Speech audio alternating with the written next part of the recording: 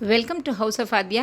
இன்றைக்கி நம்ம இந்த வீடியோவில் நீங்கள் பார்க்க போகிற ரெசிபி முளைக்கட்டின பச்சைப்பயிரில் செய்கிற சாதம். ஸோ முளைக்கட்டின பச்சைப்பயிறு வீட்லேயே நம்ம ஈஸியாக செய்யலாம். முளைக்கட்டின பச்சைப்பயிறுனால இருக்கிற என்னென்ன பெனிஃபிட்ஸ் இருக்குங்கிறதையும் நான் இந்த வீடியோவில் கண்டிப்பாக நான் சொல்கிறேன். ஸ்கிப் பண்ணாமல் பாருங்கள். ஸோ இந்த பச்சைப்பயிறு சாதம் பண்ணுறதுக்கு ஃபஸ்ட்டு நம்மளுக்கு புழுங்கல் அரிசி, நம்ம நார்மலாக வீட்டில் செய்கிற சாப்பாட்டு அரிசி அது 1 கப் எடுத்துக்கிட்டிங்க அப்படின்னா பச்சைப்பயிறு முளைக்கட்டினது 2 கப் எடுத்துக்கணும். டபுள் தி அளவு எடுத்துக்கோங்க. இந்த முளைக்கட்டுறது எவ்வளோ ஈஸியாக குவிக்காக பண்ணலாங்கிற அந்த டிப்ஸையும் இந்த லிங்க்கில் நான் உங்களுக்கு தரேன். அதை நீங்கள் பார்த்தீங்கன்னா உங்களுக்கு யூஸ்ஃபுல்லாக இருக்கும். அதுக்கப்புறம் இது தாளிக்கிறதுக்கு சின்ன வெங்காயம் எடுத்துக்கோங்க. சின்ன வெங்காயம் ஒரு 1/2 கப் நல்லா சின்னதாக சாப் பண்ணி எடுத்துக்கலாம். அதில் பாதி பூண்டு. ஸோ சின்ன வெங்காயம் எவ்வளோ எடுக்கிறீங்களோ அதுக்கு பாதி பூண்டு எடுத்துக்கோங்க, அதையும் சாப் பண்ணிக்கலாம். அப்புறம் கருவேப்பிலை, ஒரே ஒரு தக்காளி ஃபைனாக சாப் பண்ணிக்கோங்க. கருவேப்பிலைக்கு அப்புறம் கொத்தமல்லியும் கொஞ்சம் நம்ம கார்னிஷிங்க்கு யூஸ் பண்ணுவோம். காரத்துக்கு ஒரே ஒரு பச்சை மிளகா ஸ்லிப் பண்ணி எடுத்துக்கோங்க. வரமிளகா 2லேருந்து 3 உங்கள் காரத்துக்கு தகுந்த மாதிரி அட்ஜஸ்ட் பண்ணிக்கோங்க. தாளிக்கிறதுக்கு கடுகு, உளுத்தம்பருப்பு, கொஞ்சம் மிளகு ஒரு 1/2 டீஸ்பூன் இருக்கட்டும். அப்புறம் சாம்பார் பொடி, ஒரு நல்ல ஃப்ளேவருக்காக சாம்பார் பொடி ஒரு 1 டீஸ்பூன் இருந்தால் போதும். மஞ்சத்தூள் கொஞ்சமாக, அப்புறம் ஜீரகம், சோம்பு அது ரெண்டும் 1/2 டீஸ்பூன். ஸோ இதை நான் ப்ரெஷர் குக்கர் மெத்தடில் செய்கிறேன். இது ஒரு 1 பாட் குக்கிங். ஸோ குயிக்காக நம்ம செஞ்சிடலாம். நல்ல ஒரு பெஸ்ட் நியூட்ரிஷியஸான ஒரு லன்ச் பாக்ஸுக்கும் நீங்கள் கொடுத்து அனுப்பலாம். குழந்தைகளுக்கு ஆஃபீஸ்க்கு கூட எடுத்துகிட்டு போகலாம். ரொம்ப சீக்கிரமாகவும் செஞ்சிடலாம் இந்த ரெசிபி. ஃபஸ்ட்டு ப்ரெஷர் குக்கரில் எண்ணெய் ஊற்றி நல்லா சூடானதுக்கப்புறம் கடுகு, உளுத்தம்பருப்பு போட்டு இந்த தாளிக்கு இருக்கிற ஜீரகம், சோம்பு, மிளகு இதெல்லாம் போட்டு நல்லா ஃப்ரை பண்ணிக்கோங்க. அதுக்கப்புறம் சின்ன வெங்காயம் நல்லா ஃபைனாக சாப் பண்ணதை ஆட் பண்ணிக்கலாம். சின்ன வெங்காயம் இல்லைனா பெரிய வெங்காயம் கூட நீங்கள் போட்டுக்கலாம். பட் சின்ன வெங்காயம் போட்டாலும் நல்லா டேஸ்ட்டாக இருக்கும். அதுக்கப்புறமா பூண்டு சேர்த்துக்கோங்க. பூண்டையும் போட்டு நல்லா வணக்கிட்டு அதுக்கப்புறம் கருவேப்பிலை ஆட் பண்ணிக்கோங்க. ஸோ இது 1 பை 1 நம்ம நார்மலாக கொஞ்சம் நல்ல அரோமா வர வரைக்கும் வணக்கிட்டே இருக்கணும்.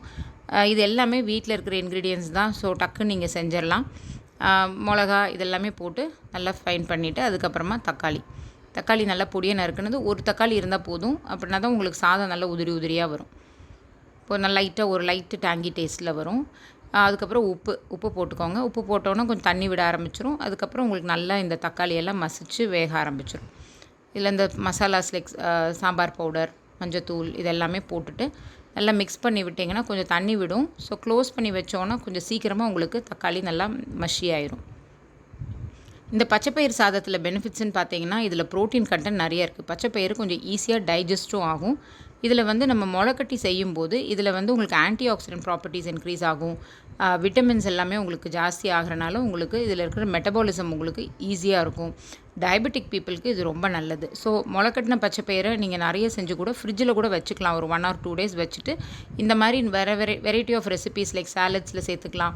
இந்த மாதிரி சாதமாகவும் நீங்கள் செய்யலாம். பச்சைப்பயிறு சாதாரணமாக குழந்தைங்க சுண்டலாக வேண்டாம் அப்படின்னு ஃபீல் பண்ணாங்கன்னா இந்த மாதிரி நீங்கள் சாதமாக செஞ்சு கொடுங்க. ரொம்ப டேஸ்டியாக இருக்கும். 1 பாட் குக்கிங், நல்ல ஒரு நியூட்ரிஷியஸான மீல் இது. ப்ரோட்டீன் இருக்குது, கார்போஹைட்ரேட் இருக்குது, அது போக நிறையா நியூட்ரியன்ஸ் இருக்கிற ஸ்ப்ரவுட்ஸ் எல்லாமே ஆட் பண்ணுறதுனால உங்களுக்கு நல்ல ஹெல்த்தியாகவும் இருக்கும். பாருங்கள், இது நல்ல பச்சைப்பயிரையும் போட்டு மிக்ஸ் பண்ணதுக்கப்புறம் நம்ம ஊற வச்ச சாப்பாட்டு அரிசி, நார்மலாக நம்ம ஒரு 1/2 மணி நேரம் ஊற வைப்பீங்களே சாதத்துக்கு, அதே மாதிரி இது ஊற வச்சோன்னா போதும். ஊற வச்சுட்டு மிக்ஸ் பண்ணிக்கோங்க. தண்ணி அளவு நீங்கள் உங்கள் வீட்டில் நீங்கள் சாதத்துக்கு எவ்வளோ ஊற்றுவீங்களோ அந்த அரிசி கணக்கே வச்சுக்கோங்க. பருப்பெல்லாம் நீங்கள் கணக்கில் எடுக்கணும்னு அவசியம் இல்லை.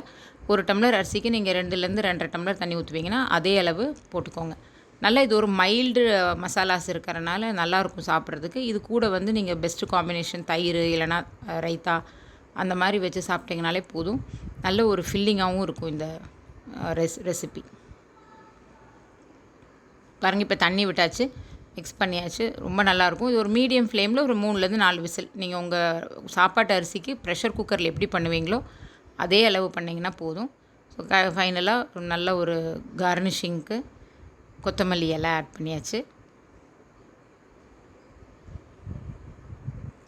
இந்த பச்சைப்பயிரில் முக்கியமான இன்னொரு ப்ராப்பர்ட்டி என்னென்னு பார்த்தீங்கன்னா ஃபோலிக் ஆசிட் இதில் நிறையா இருக்குது. ஸோ ப்ரெக்னென்ட் மதர்ஸ்க்கு ஃபோலிக் ஆசிட் இருக்கிற டேப்லெட்ஸ் பொதுவாக கைனகாலஜிஸ்ட் தருவாங்க. ஸோ ஃபோலேட் ஜாஸ்தியாக இருக்கிற இந்த க்ரீன் கிராமை ப்ரெக்னெண்ட்டாக இருக்கிறவங்க ரெகுலராகவே சாப்பிட்டு வரலாம். ஐ ஹெல்த்துக்கு இது ரொம்ப நல்லது. ஸோ பாடி பில்டிங் ப்ரோட்டீன் நிறையா இருக்கிறனால உங்களுக்கு நல்ல மசில் வெயிட் இன்க்ரீஸ் ஆகும். டைஜஷன் வயசானவங்களுக்கு கொஞ்சம் டைஜஷன் ஈஸியாக இருக்கும். ஸோ ஸ்ப்ரவுட் பண்ணி போடும்போது உங்களுக்கு டைஜஷன் ஈஸியாக இருக்கும். அதனால் பாருங்கள், எவ்வளோ ஒரு சூப்பராக இருக்குது. நல்ல ஒரு மனம் வருது.